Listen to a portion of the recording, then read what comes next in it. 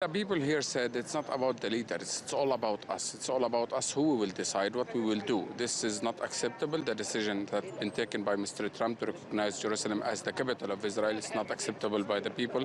And this is what they want. They said to us that we are not waiting to the politicians to tell us exactly what to do, if to have a day of rage, if to have a quiet day or whatever, or some kind of a peaceful demonstration here. They said what we want is, we do know historically, we do know the Israelis, we do know the mentality of Israel, is that when you engage with Israel, Israel will reconsider, will think, will talk about it, will find a solution about the issues. But talking, just only about talking, will lead the Palestinians to nothing, actually. It have been since 25 years, the people says here, that we are in negotiation with the Israelis about the future of Palestine state, about the capital of Palestine state. But even while these negotiations are ongoing and while we are in the middle of peace between us and Israel, the United States decided to hand it over Jerusalem down to Israel. So situation is really tense. Here where I am standing, the Israeli army just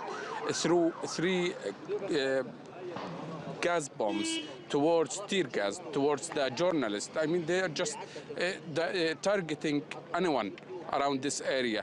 We have been affected, our team have been affected, and other crew members have been affected. It's over there, there is a huge amount of burning tire over there, people all over around the hilltops, and situation, it's ongoing. It's ongoing clashes. I asked the people, when are you going to stop? Is it just like a 2-3 days clashes and that's it? They said no, we will keep continue. This is what we want. We want something to rebuild the First Intifada, to have the Israelis engaging with us all the time in a clashes, to tell the Israelis that we are still exist and we will not leave Jerusalem, we will not leave anywhere else. So as you say, they say it is up to the people, not up to the leaders. They say they will keep going in their protests. So tell us exactly what you are expecting people to do, Palestinian people to do, in the coming days and weeks.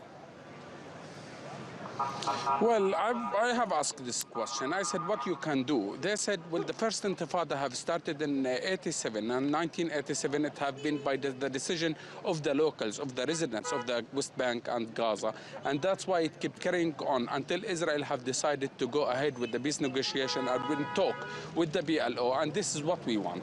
Now, they said, this is what we want now in these days. We have to keep continue until to get our rights back. Okay, definitely, there is an open negotiation channel, open talks with the politicians between Mr. Abbas, President Mahmoud Abbas, and the international community. But they said this is not enough unless there is a huge pressure from the ground here to support Mr. Abbas in his political moves.